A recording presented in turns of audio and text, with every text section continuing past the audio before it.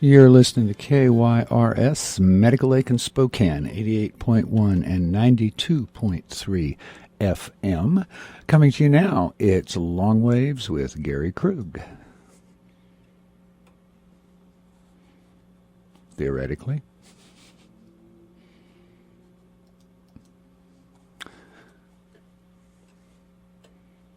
Oh my goodness, this is going to be interesting. I don't seem to be getting... here we go.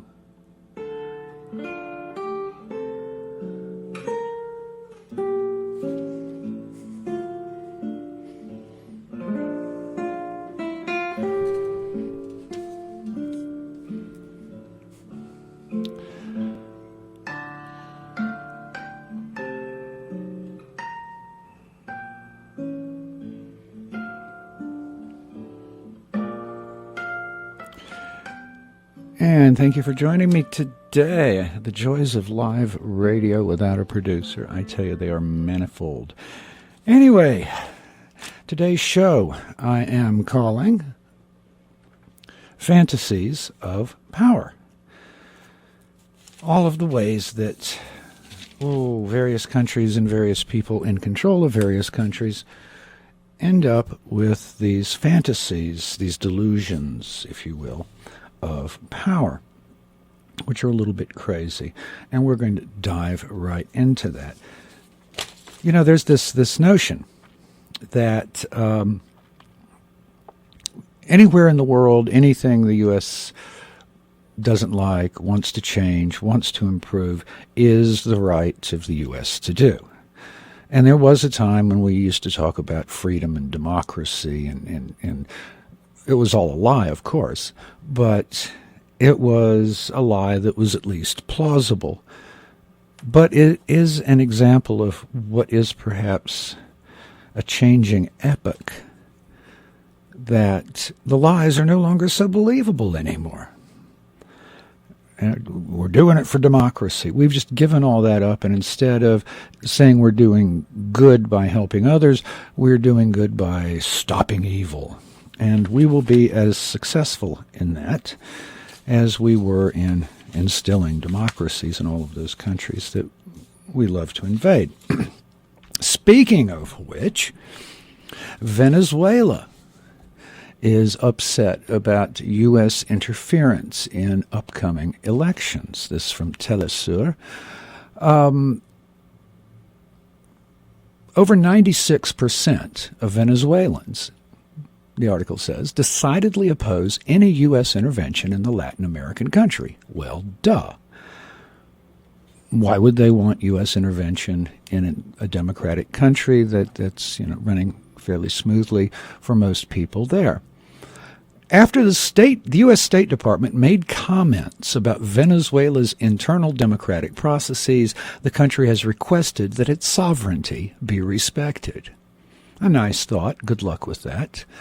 The Venezuelan foreign minister rejected in a statement Wednesday the interfering expressions made by deputy spokesperson of the U.S. State Department, Mark Toner.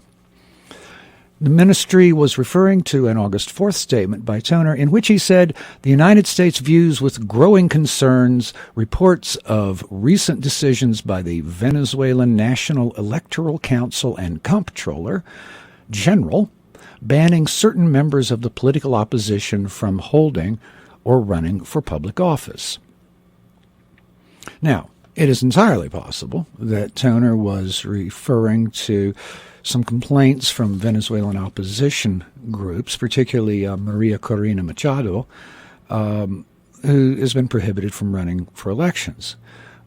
And this person, Maria Corina Machado, was forbidden when Venezuela's auditing body for elected representatives found inconsistencies in her financial statements. Fair enough.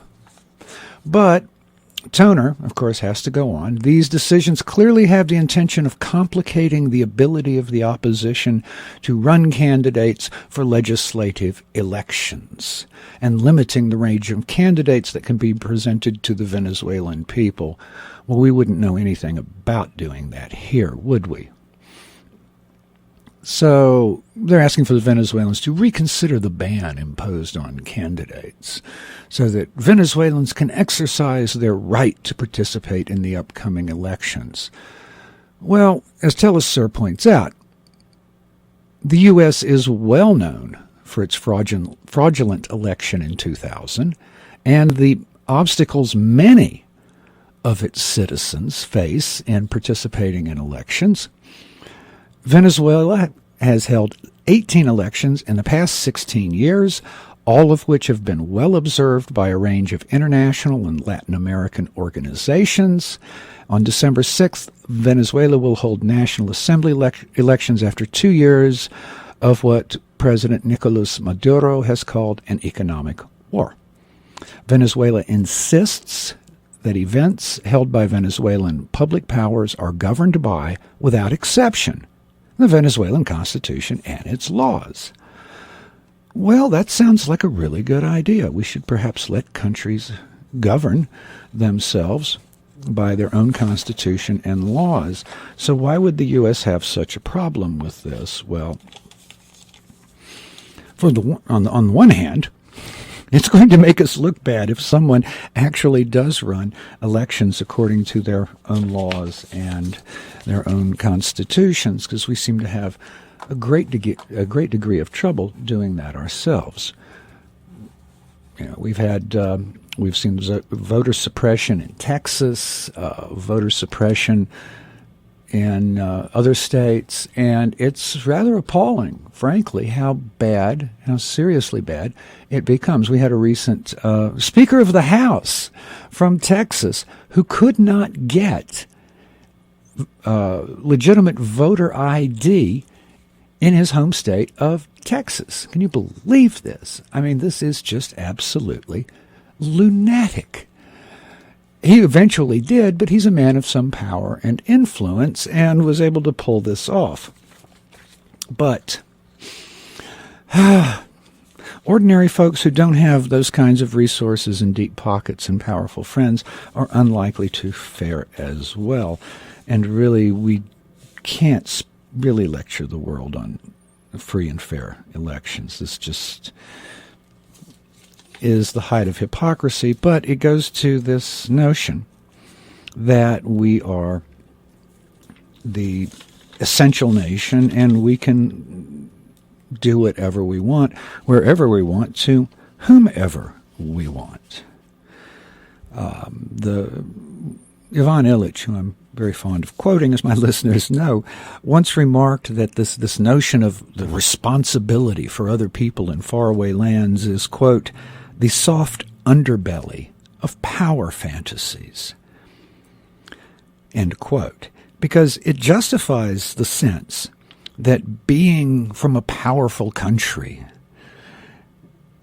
we have any person, any politician, any citizen has the power to plan, to organize, to change, to control the world. And this is a lunatic fantasy of power.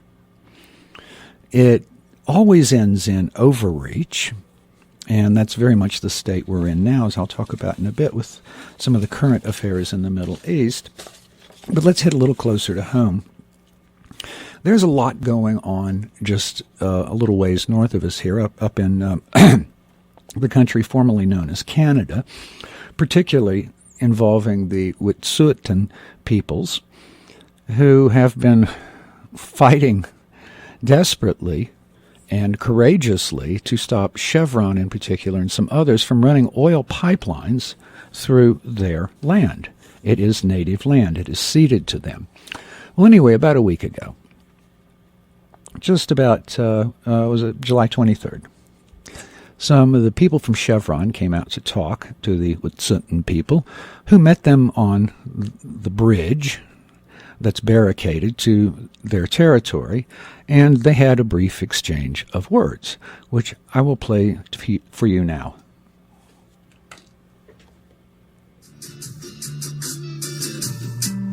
I'm not protesting, I'm not demonstrating, I am occupying our homelands. These are ours, we decide what happens here.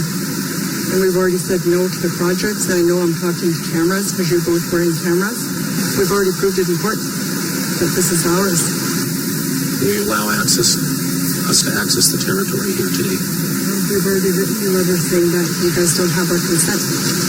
Meaningful consultation and consent is when you've sat down and got our permission, and you've never done that. Everybody's pushing for money, but you're not going to be able to eat that money. You have all that money in your bank account, and you guys are destroying the planet, so agriculturists can't even grow the food that you buy in your grocery shelves. Are you guys prepared to watch your children suffer? You'll be long gone, and your children and your grandchildren are going to be the ones suffering. They'll have no clean water to drink.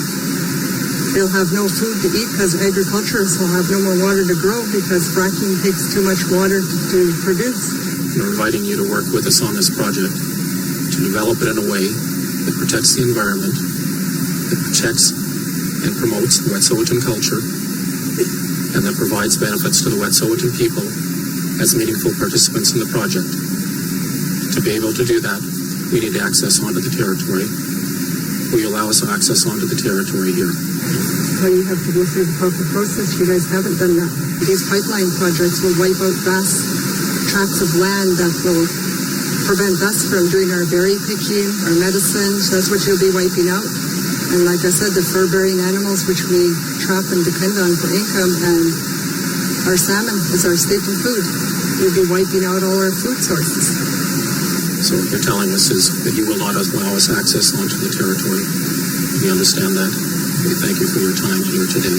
We are the authority of this territory, the province isn't. We brought you an offering. We left some water, some tobacco for you. We've got clean water at Granite to drink, and the pollution, the plastic that adds to the landfill. So you could pick your... So this was the exchange between the Wet'suwet'en people and Chevron on the bridge going into their land.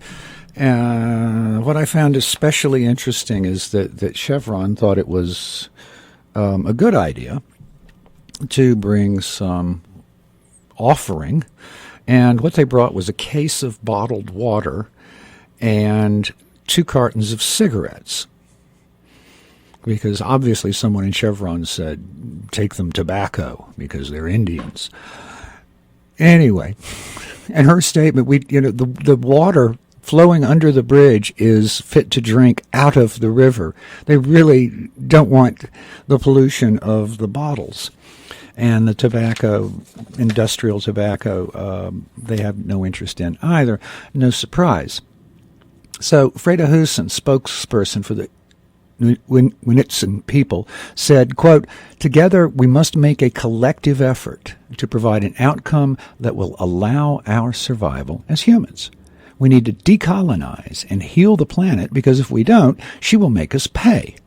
That is why we are making a healing center on our lands. It will be a place for healing and decolonization."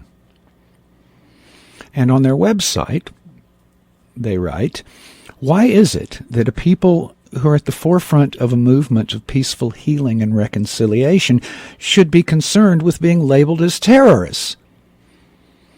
A large part of that answer lies in the fact that up to 13 oil and gas pipelines have been proposed to run through Wet'suwet'en territory, pipelines that the Wet'suwet'en have refused to allow access for. Now, as they point out, this should be the end of the story. There have been multiple Supreme Court decisions and a royal proclamation saying that this is unceded territory, that it is the proper territory of the Wet'suwet'en people. But they also know, quote, "The Canadian state, like any other large nation state, can often demonstrate complete disregard for its own laws, even its founding documents if wealth and power are at stake." So what concerns them most right now is this latest move by the Harper government and to pass a bill called C-51, the Anti-Terrorism Act, which has passed the second reading and is now in the House committee. This would grant Canadian spy agencies enormous power to spy on, harass, and criminalize, as the Wet'suwet'en people put it, anyone the state decides is a threat to its security or the financial stability of the state.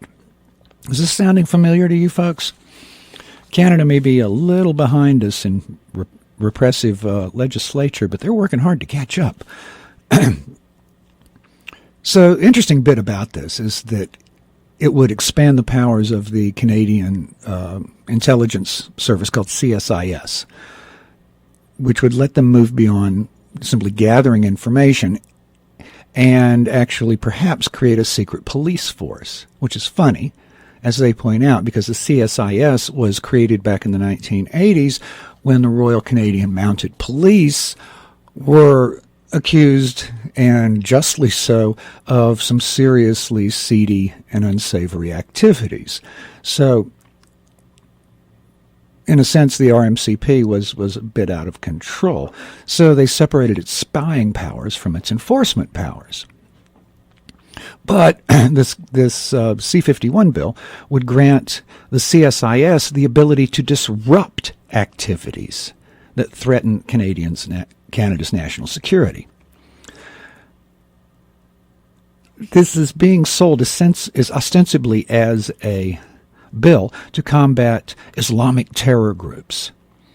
But as the Witsutten point out, quote, there's an absurd irony to this, coming at the same time that the CSIS is being accused by Turkish officials of having one of their assets help ISIS recruit 3 young British women. This kind of highly duplicitous and hypocritical activity points toward the truth that the real targets of C-51 are those who express opposition to the Harper government agenda. So, this bill, C-51, in Canada, which is ostensibly targeting Islamic extremists,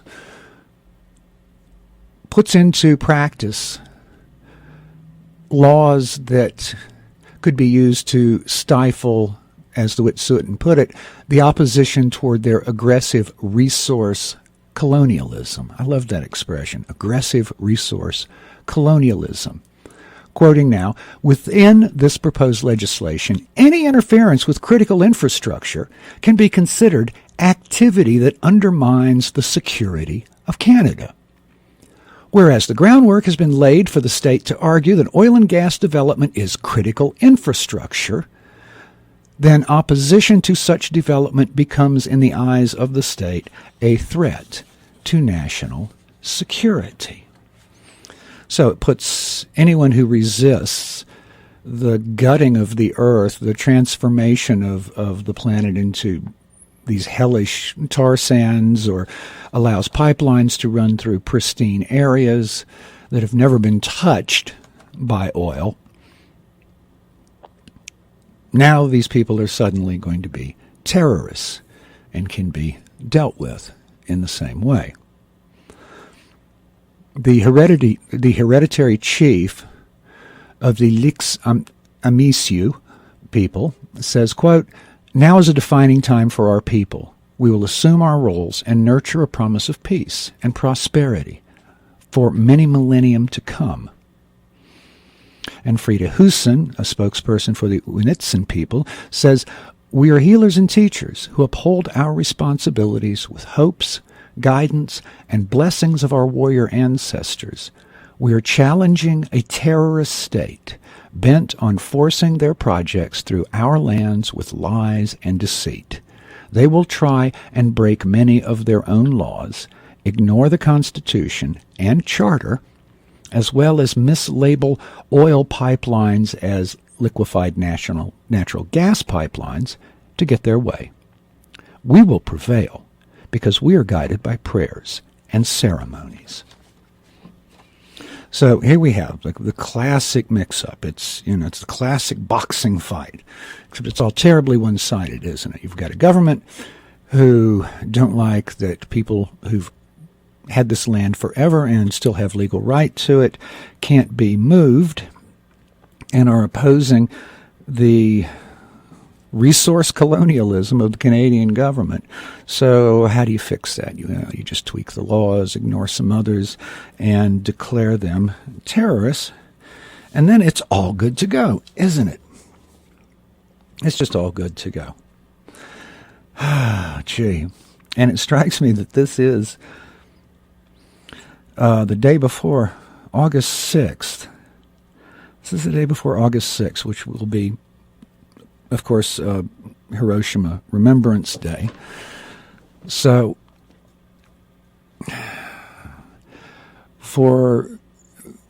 it strikes me that this is a remarkable time for people to become mindful again of the enormous potentials for destruction that these systems of war and these systems of modernity can generate. These fantasies that you can somehow morally justify dropping bombs that wipe out whole cities in a second, indiscriminately. There ought to be a law. Oh, wait, there is. There's several of them, in fact. But again, laws don't apply to power. Again, the hubris of power. They're above it. You remember one of Dick Cheney's people, probably his chief of staff, telling a journalist, "Oh, you people, you journalists, you're running around trying to figure out what's really happening. But we're creating reality. And by the time you figure out what we've created, we'll be creating another reality." And he was quite serious. This is very much how they think. Very much how they think. Nothing constrains them. They know no bounds. But how'd that work out for Prometheus?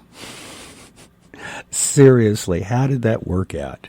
And how's it working out for America? Here we are in the midst of this enormous overreach with these kind of self-defining organizations out there pretending that they are doing good, and increasingly the world is kicking them back.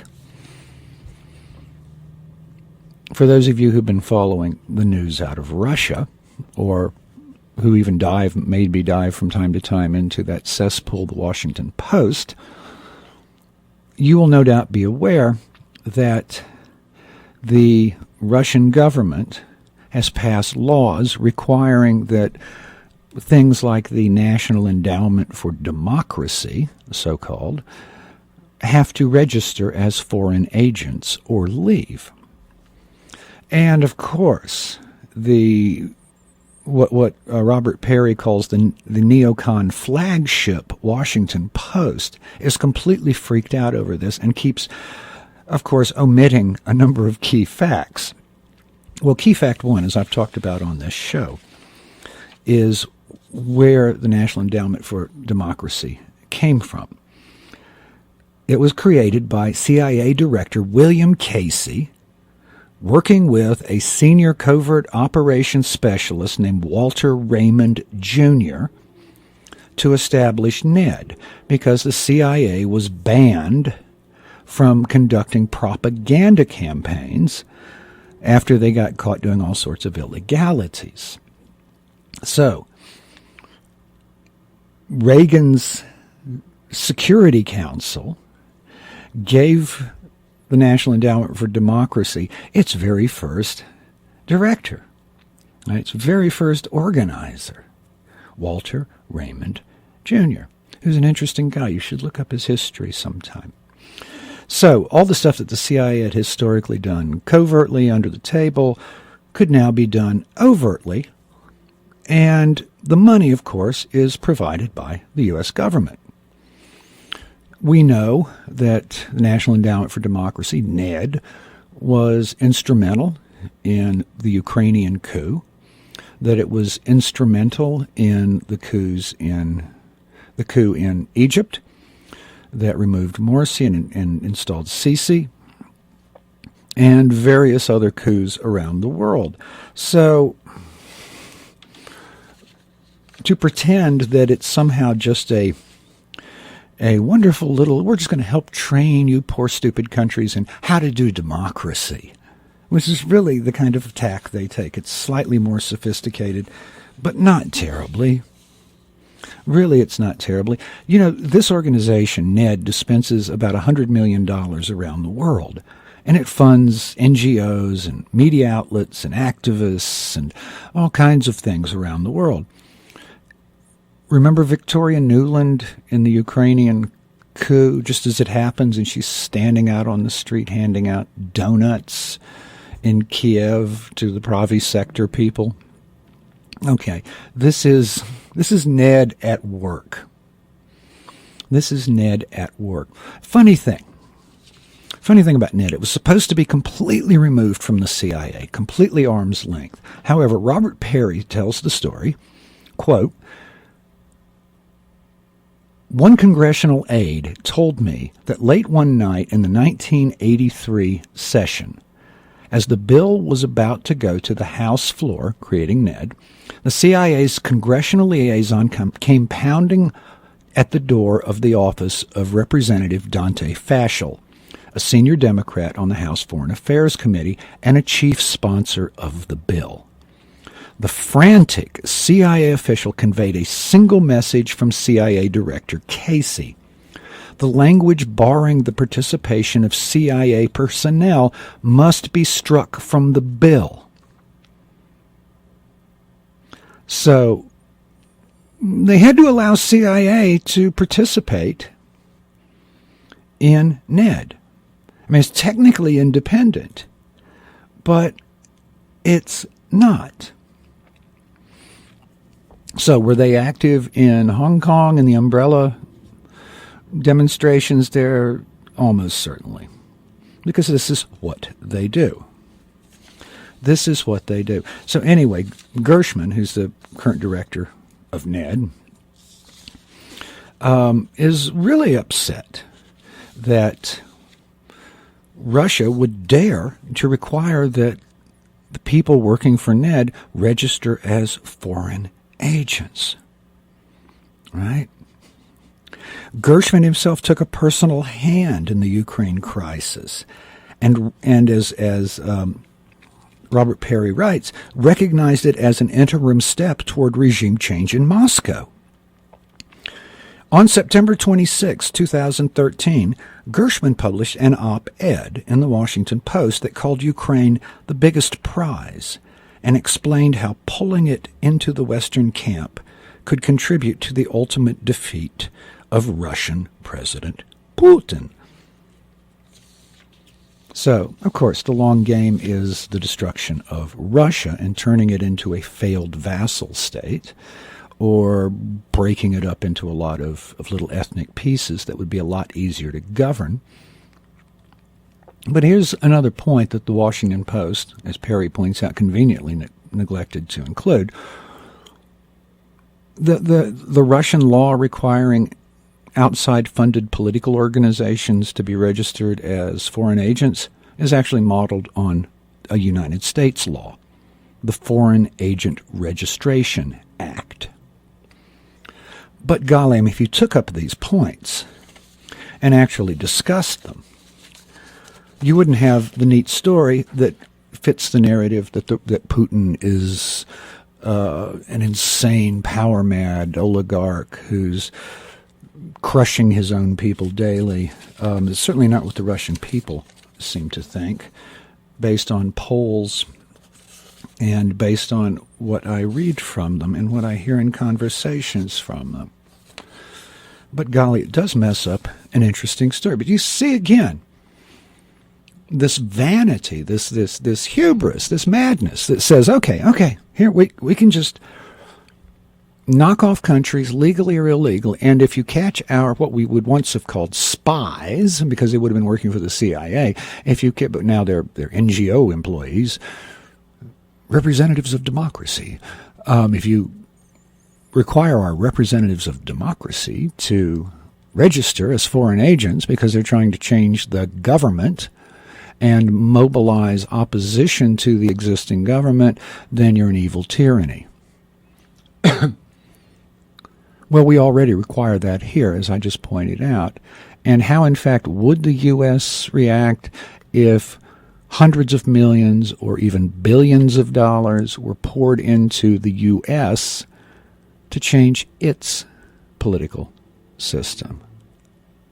there would be such a hue and cry across the land. It would just be madness. Absolute bloody madness.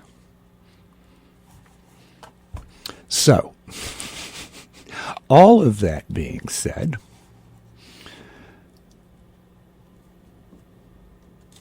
what are we to make of a world in which everything is trivial? Meaning everything is, it just happens. It's just things that don't really have causality.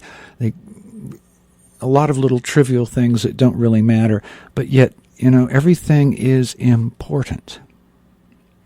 We come back to being locked into systems, into technological systems, into ideological systems which interlink with technology, which interlink with political philosophies, which interlink with a military system and an industrial system that's tied to it.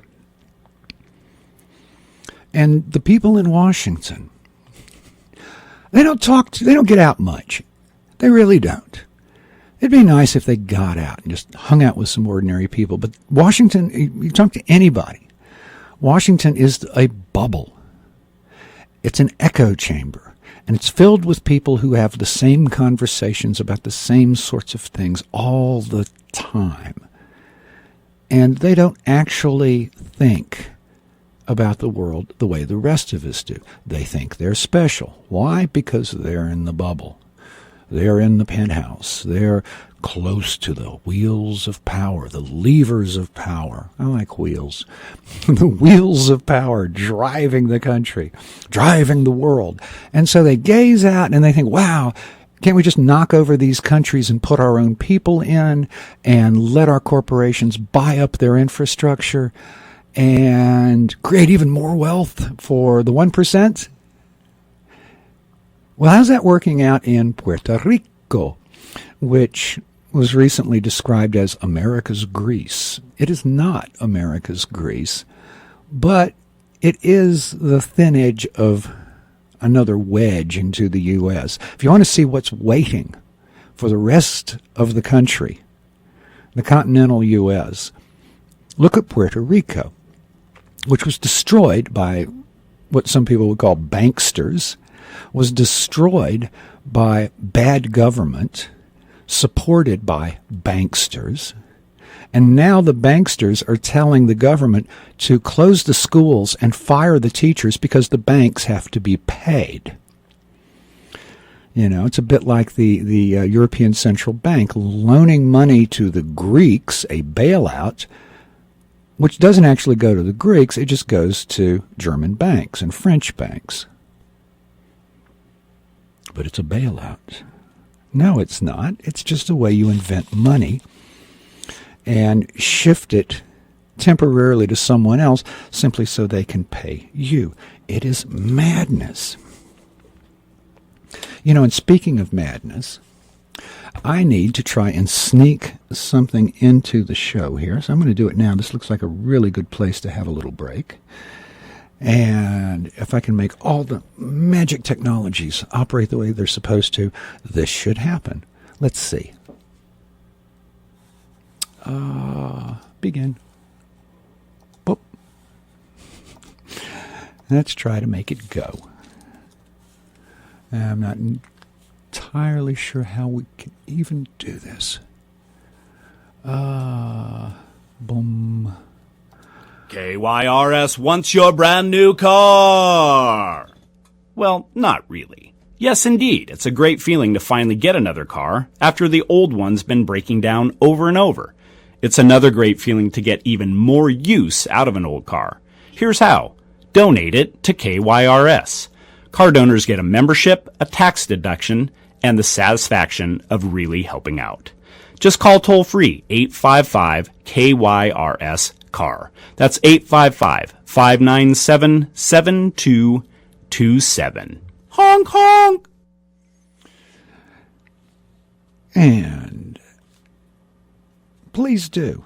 If you've got an old car or an old boat or whatever lying around, no cost to you, even if it doesn't run, call the number and you can help keep KYRS on the air and funded. Well, let's continue our study of these fantasies of power. Moon of Alabama, which if you don't read the blog Moon of Alabama, I would strongly encourage you to, has observed that the Obama administration is shocked that people being bombed by it retaliate. Quoting now, over the last year, the U.S. bombed Jabhat al-Nusra personnel and facilities in Syria some 5 or 6 times. The al-Qaeda subgroup also has a history of attacking U.S.-paid, relative moderate proxies in Syria. So anyway, the Pentagon recently popped in another 60 or so of these U.S.-trained mercenaries with a big media campaign about how they're going to go in there and direct aircraft for attacks. And they were immediately set upon by Jabhat al-Nusra. Many of its members were killed. Many others were abducted. And quoting Moon of Alabama, the Obama administration is shocked, absolutely shocked, that Jabhat al-Nusra would do such a ghastly deed. Why would they do that? Who could have known they would attack U.S. proxy forces? So this attack by al-Nusra, affiliated with al-Qaeda, came a day after the Nusra Front captured 2 leaders and at least 6 fighters of Division 30, which is a special group that the U.S. has trained up. These are the first trainees to graduate from the Pentagon's anti-ISIS training program. Well, in Washington, quoting again, several current and former senior administrators acknowledged that the attack and the abductions by the Nusra force took American officials by surprise and amounted to, are you ready for this? A significant intelligence failure. Oh my goodness, another one? I mean, is intelligence even the right word to use when you talk with these people or about these people? A significant intelligence failure. Back to the article, quote, while American military trainers had gone to great lengths to protect the initial group of trainees from attacks by ISIS or Syrian army forces, they did not anticipate an assault from the Nusra Front. In fact, officials said on Friday they expected the Nusra Front to welcome Division 30 as an ally in its fight against ISIS. Seriously? These people believe this? A senior Defense Department official did say that the threat had been misjudged, and they were still trying to understand why the Nusra Front had turned on these Division 30 people. Quoting again, like other Obama administration operations, this one did not fail because of intelligence failure, but because of an absolute lack of common sense. Could someone explain to the effing dimwits in the Pentagon and the Obama administrations that people everywhere, and especially terrorist groups, hate it when you bomb them and kill their leaders? That those people you bomb might want to take revenge against you and your proxies? That people you bombed will not like your targeting team moving in next door to them? That al-Qaeda is not an ally? Quoting again, these people are too pathetically clueless to even be embarrassed about it. And isn't that the truth? But there is apparently one person who's not a complete dimwit, in the Council of Foreign Relations at least. According to the article, a fellow named Micah Zenko wrote on March 2 that the U.S.-trained mercenaries will immediately be an attractive target for attacks by the Islamic State, Assad's ground and air forces, and perhaps Nusra and other forces, killing or taking prisoner fighters, or the families of those fighters who were trained by the U.S. military will offer propaganda value as well as leverage to bargain for those prisoners' releases. And then he goes on to compare Micah Zenko compared the whole operation to the 1961 CIA invasion of Cuba. And we all saw how well that worked out. So here they are, thinking that somehow Al-Qaeda is our ally and isn't going to attack, and Al-Nusra is, and there's not going to be, and they really believed that this group that is trained to go in and spot for U.S. and Turkish Air Force to bomb everybody in the region as part of this regime change in Syria and Iraq and apparently everywhere else in the Middle East except Israel, Saudi Arabia, and Egypt, that this would just be hunky-dory with everybody in the neighborhood. You see how this overreach, this fantasy of power, lets these people do things that blow up in their face routinely, and they just don't get it.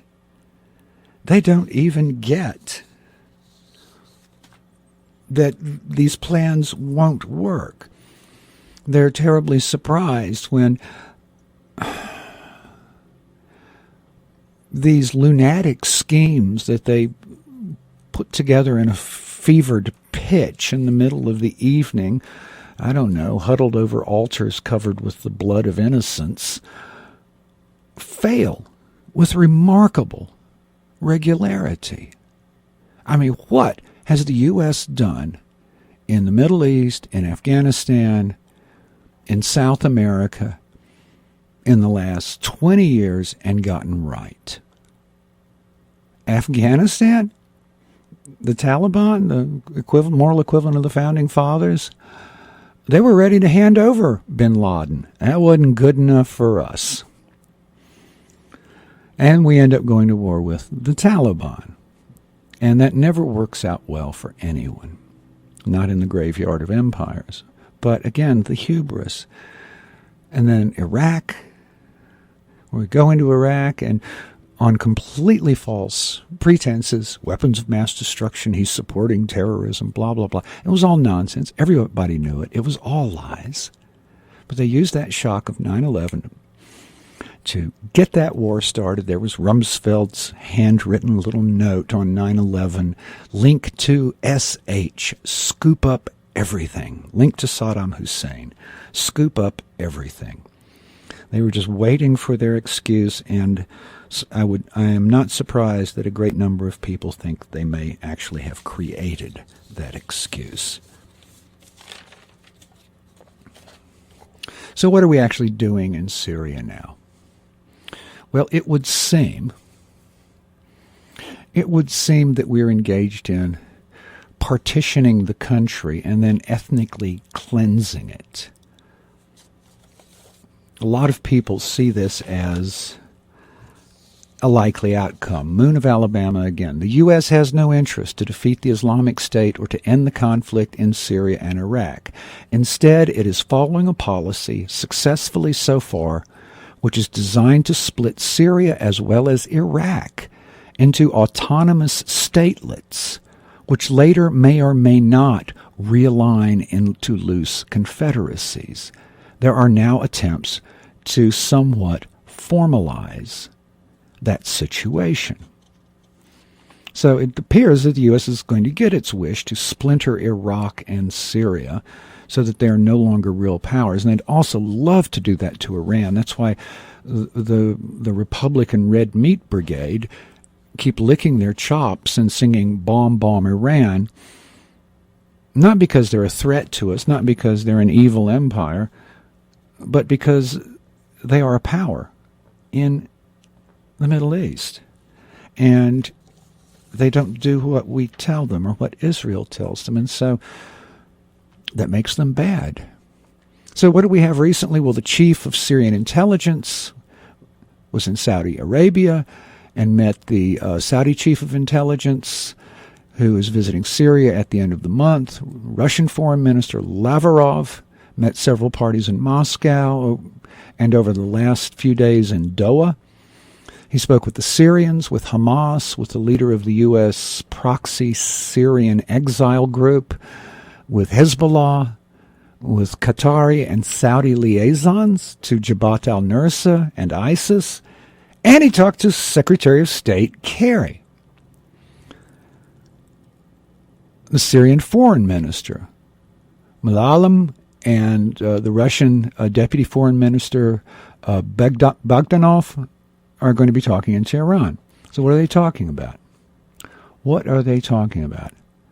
Well, there's probably some deep discussions about long-term issues, the article points out. But one of the most urgent points is what happens to some 40,000 Shia Syrians in two insurgent towns just north of Idlib, who are being attacked daily with artillery from al-Nusra, from other jihadi groups. The humanitarian situation is dire. The Syrian army is supplying them by air, and local forces are holding on, but that's not going to last for much longer, likely.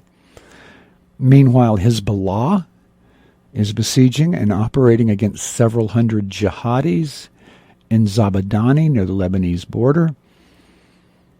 And unlike in earlier operations, Hezbollah will not let any of its enemies flee. They're going to kill them. So, the thought is that there's the making of a complicated deal going on that would exchange the 40,000 Shia Syrians for the militants in Zabadani, a kind of negotiated ethnic cleansing. So transfer the people out of no idea on where they would put them, but there is some speculation that the UN might be involved in supervising this operation, which will no doubt be called humanitarian. And meanwhile, how many thousands of people die every month trying to get out of this hellhole and into Europe? More than I can count up to. Thousands. But again, the illusions of power. And what I find most interesting is that increasingly, people I talk to, people I read, are openly questioning the credibility of this worldview of power. And not just in the sense of knocking off foreign countries because it enriches the oil companies and the military-industrial complex, but all of the sequela that follow from that into our daily lives. This world based on citizenship, which usually comes down to a form of tribalism, but also the legalist definition of citizenship. You know, you're an American citizen or you're an illegal. The idea of responsibility. We have responsibility to the world to go out and be the one exceptional nation. Nobody's much buying that anymore. Nobody under 25 anyway, unless they live in D.C. or from one of those families where that's how they talk.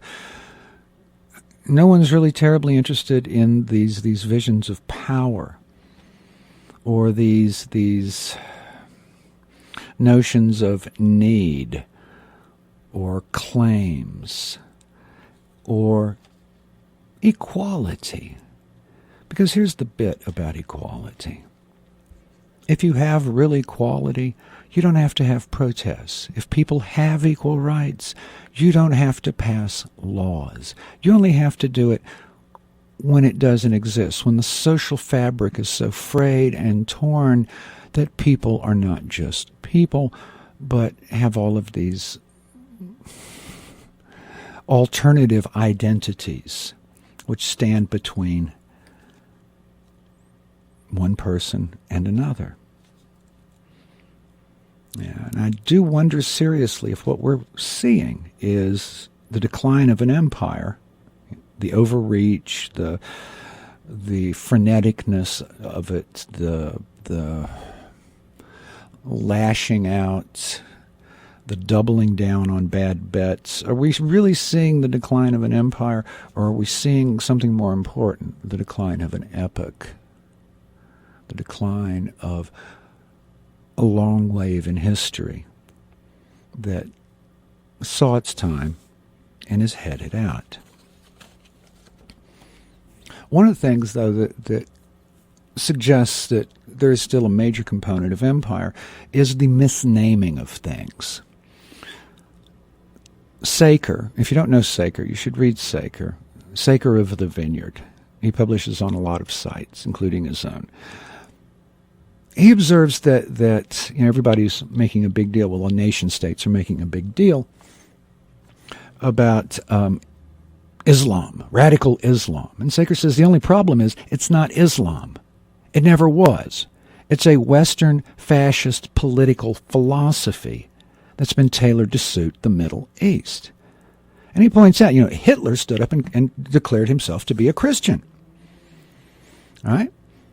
He called himself a Christian in as early as 1922 and largely left churches alone except for the Jehovah's Witnesses, who wouldn't swear an oath to him as an act of faith. But okay, so if they're not, if Al Qaeda and ISIS aren't Muslim, what are they? What are they? Well, Saker comes down on the position that, again, it's a fascist nationalist construct that actually grows out of the philosophy of Sayyid Qutb, who is one of the primary philosophers of the Muslim Brotherhood. Sayyid Qutb saw the collapse of, or the perversion, the infection of Islam by Western materialism, and came to the conclusion that Muslims were so perverted by it that they weren't even Muslims anymore. And one of his primary students was Zawahiri, Simon al-Zawahiri. Remember him? He was a leader of the Muslim Brotherhood in Egypt.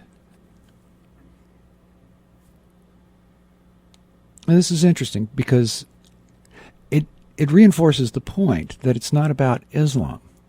Saker continues, he says, if you know anything about Islamic history, Shia and Sunni belief are not reconcilable, and each are apostate to the other.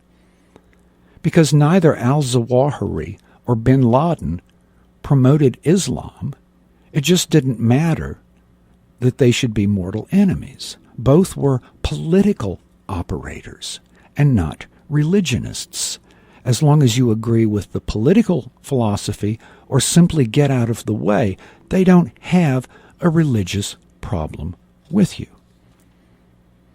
The Twin Towers, Saker notes, weren't destroyed by Muslims, but by believers of this same fascist political philosophy that is now spread through the Middle East, thanks to the so-called Arab Spring or Spring of Nations. Each country was initially taken over by this same Muslim Brotherhood. It's an interesting piece, and I can't truly do it justice today. But his point about Zawahiri and bin Laden is interesting. His point that our blaming Islam or Islamic extremists for 9/11 philosophically and historically doesn't work very well.